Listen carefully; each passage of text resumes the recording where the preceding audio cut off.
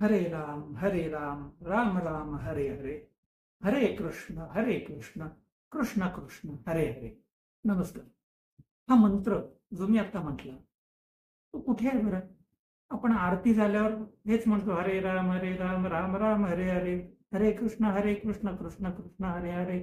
प्रवचनाच्या आधी सुद्धा हाच मंत्र म्हटला जातो.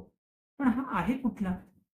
तर हा आहे कली संतरण उपनिषद नावाचा एक उपनिषद आहे. याच्यामध्ये नारदांनी ब्रह्मदेवांना प्रश्न विचारला की या कलियुगामध्ये तरुण जाण्यासाठीच सर्वात सोपं असं साधन कोणतं आहे? तेव्हा ब्रह्मदेवाने सांगितलं की भगवान विष्णूंचं नाव घेणं हेच कलियुगातून उद्धरून जाण्याचं सर्वात सोपं साधन आहे. त्यांनी विचारलं कोणतं नाव? म्हणजे त्याची नावं अनंत आहेत. मग त्यातलं कुठलं नाव? तेव्हा ब्रह्मदेवाने सांगितलं त्याचा मंत्र हरे राम राम राम हरे हरे, हरे कृष्ण कृष्ण कृष्ण हरे हरे. ही नाव आहे, ही घेतली.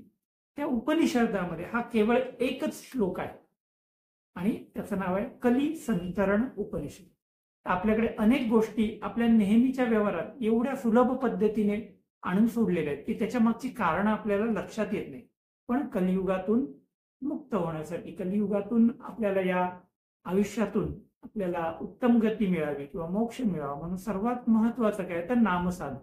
त्याच्यामध्ये हा मंत्र एवढा सोपा आहे, हरे राम राम राम हरे हरे, हरे कृष्ण कृष्ण कृष्ण हरे हरे. श्रीकृष्ण जयंती निमित्त तुम्हाला सर्वांना हार्दिक शुभेच्छा. रामकृष्ण हरी.